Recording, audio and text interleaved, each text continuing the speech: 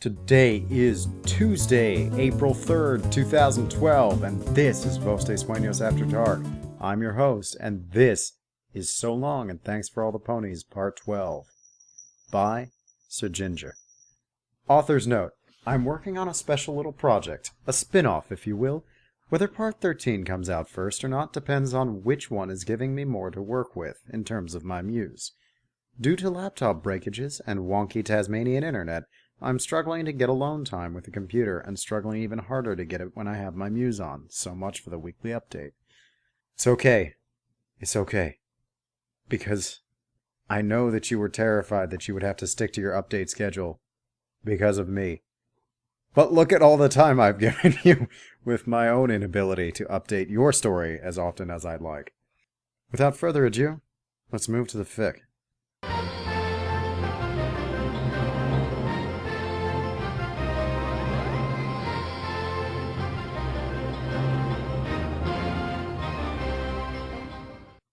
Holy Belgium, man! You cats have to listen to this song all day?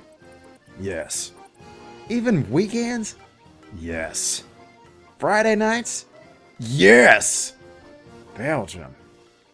Zaphod didn't even have a ready pose or expression for the emotions he felt inside him at that moment. Pose 342, which he had used for photographs when carrying orphans during his presidential campaign, did not convey nearly the sheer pity he felt at that exact second. It was not a familiar emotion to him, and he had decided he already did not like it much. He did his best to oust it from his mind. He decided he couldn't have correctly understood the situation in a subconscious attempt to keep his cool. Surely not all night, though. All night. And you can't put any other music on. No. Not even some disaster area? No!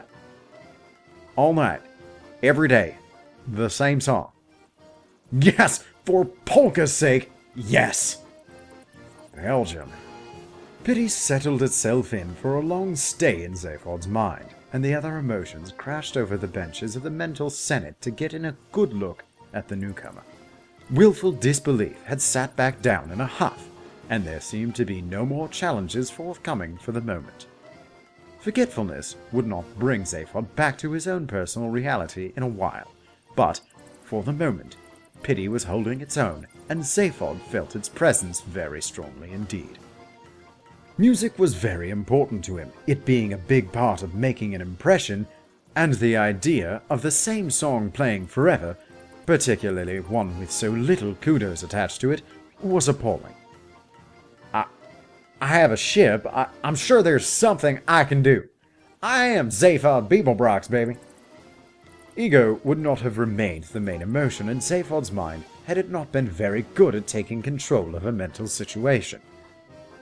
It introduced itself to pity to produce a nice little alliance called a hero complex. Relax, every pony. Everything is cool as of this exact moment. Your president, owner of the most hip place in the universe, as voted by readers of Playbeat magazine, is here to help you sort your problems out.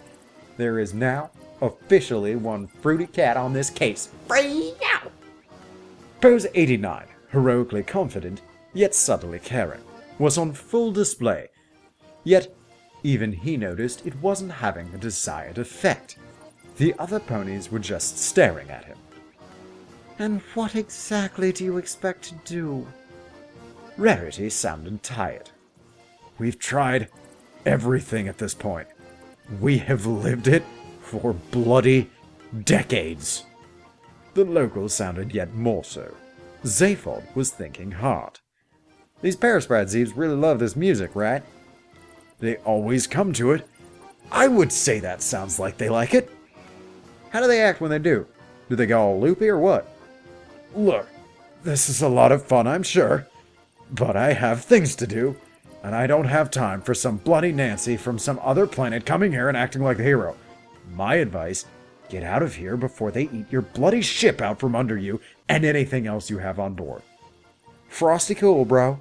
Me and the ladies here, he indicated with a sweep of his hoof, are on the case. Rarity had to interject. The ladies and I? We really would like to help. I mean, if you don't mind, of course. Nothing in the known universe diffused tension quite so well as Fluttershy's best smile, which utterly deserved its capital letters. Yeah, we got this. Rainbow grinned confidently. The host's face softened. Trust me, we've tried everything. Get out of here. Like I say, I have stuff to do. And I've wasted quite enough time explaining everything to you. Oh, don't worry. We can get out of your main soon, buddy. Just one thing. Can I get a copy of that song? Zaphod's grin set off the tooth speaker once again. Why do you want that? I think I have a plan so hoopy I can't even begin to tell myself what a cool fruit I am.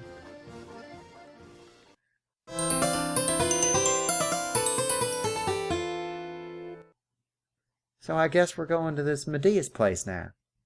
Applejack did her best to sound in control. As far as she was aware, she was now in a party consisting of one temporary psychotic, one irresistible lunatic, and one child. How do we get there? And she reminded herself one farm pony without the faintest understanding of what in the hay was going on. Well... Pinkie stashed the Hitchhiker's Guide away. Somewhere. I guess we could hitch another lift there from some student going for a research project or something.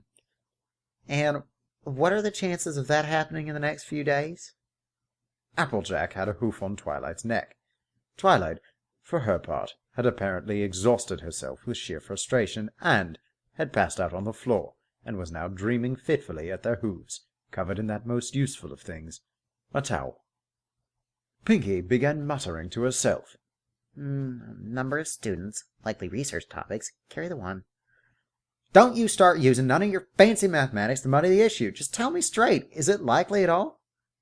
Not really. There are a lot of places to study. Fine. So what does that leave us with? I'm afraid that means either paying for a taxi or finding some way of persuading one of the students to take a trip there. And, what exactly did you have in mind? What if we got to offer any pony? Pinkie lidded her eyes a tad. Oh, you know. Her voice was lower, huskier. Can't say I do there, Sugar Cube. Pinkie wiggled her rump a little and a slow, sultry smile spread across her cheeks. Students can get awfully lonely. Applejack's left eyebrow ratcheted up. Are you?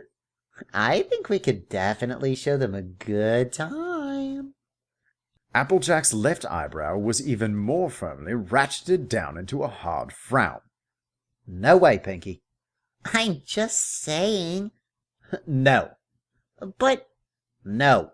It's just, no. I'm not. No.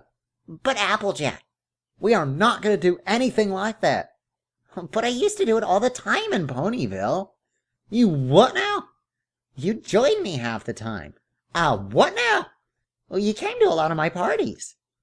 Applejack was suddenly lost. Huh?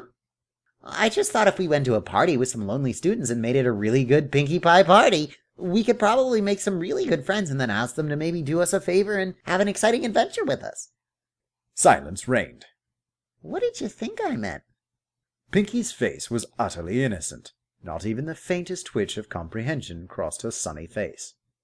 Applejack stared into her eyes suspiciously, looking for a shred of mirth, the tiniest hint that Pinkie was messing with her in some way.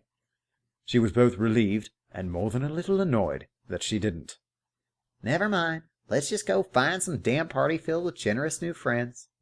She had a definite feeling that someone was playing a joke on her, and if it wasn't Pinkie, it must have been the universe as a whole. She was really beginning to dislike the universe. In her assessment that the universe was playing jokes on her, Applejack was in fact right. Not in this particular instance, because the universe hardly has that much subtlety, but inasmuch as all the players in our story are in fact the butt, or at least plot, of a huge joke, such as the lot of any being attempting to make sense of an infinite universe with a finite amount of sense to go around it.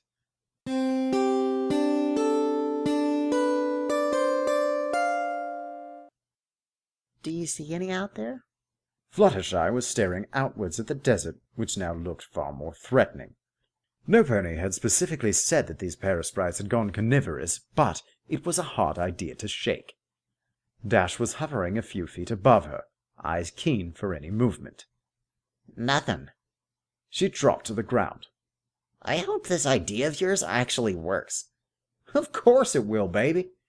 Zaphod had fished 2 pairs of spectacles from one of the pockets that lined today's ensemble, and had slicked back his mane to give off what he clearly imagined was an air of intelligence and trustworthiness. I thought of it all. If it doesn't, we will have some explaining to do to these poor ponies. I feel quite simply frazzled after being with that song for only this long. It just gets on one's nerves. It was, for the most part, a fairly dull walk back to the ship, the telling of which is not particularly worth the time.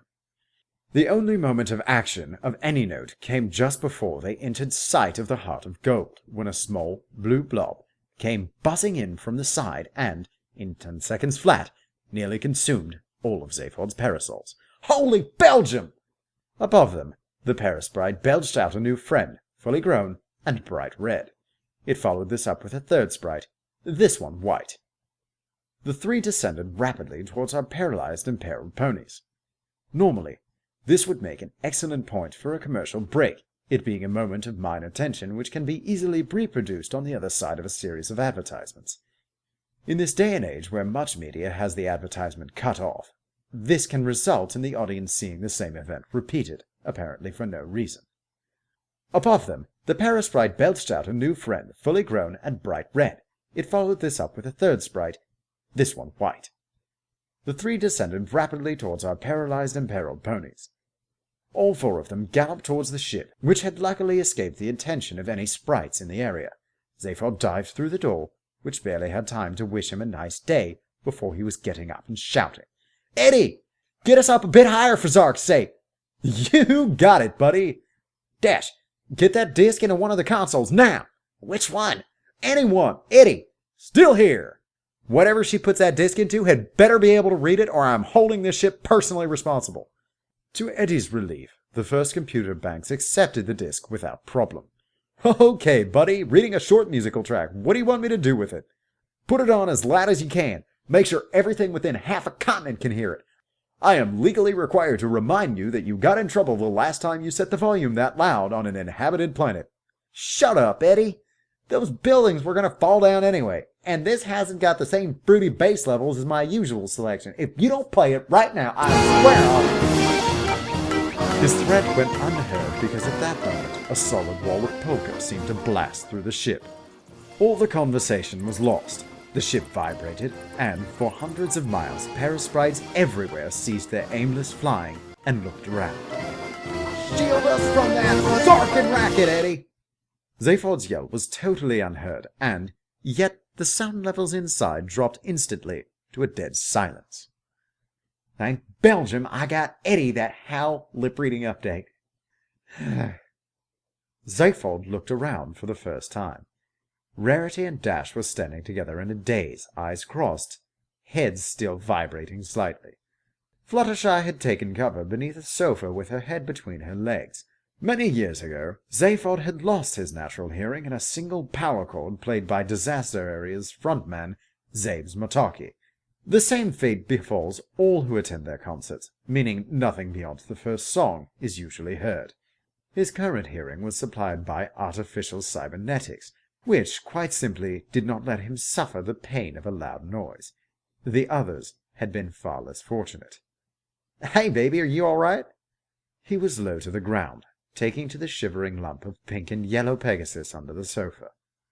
He got nothing but a tiny squeak in response. "It's okay, baby, the noise is all gone. Your hero made it all go away." This resulted in another pitiful squeak, but this time a single teary eye raised itself above a hoof.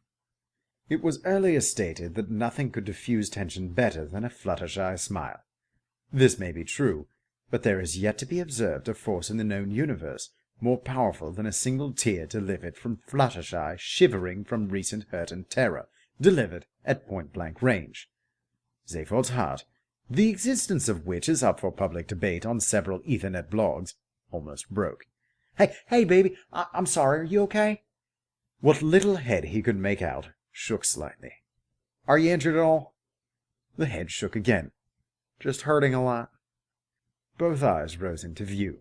They were brimming with tears. Zaphod stood up. Eddie? Yes, El Capitano? I want the metabase set up with the irreplacer reparo thingies and some of those really sweet little painkillers you hid from me by the time I get this filly there. He glanced at the other two significantly more upright ponies. Make it enough for 3 while you're at it. Then plot a course to cover the entire planet's surface with this song. Don't travel any faster than those little flying zeebs can go, though. Then stop as far away from any settlement as you can. I'll take it from there. Now, he thought, Priority 1, get this yellow one, Fluttershy, to the Medibay.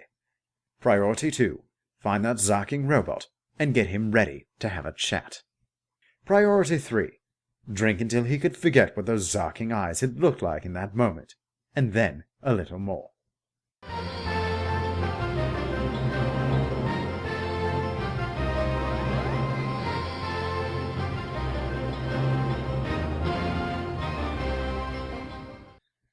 And that was the next chapter of So Long and Thanks for All the Ponies by Sir Ginger.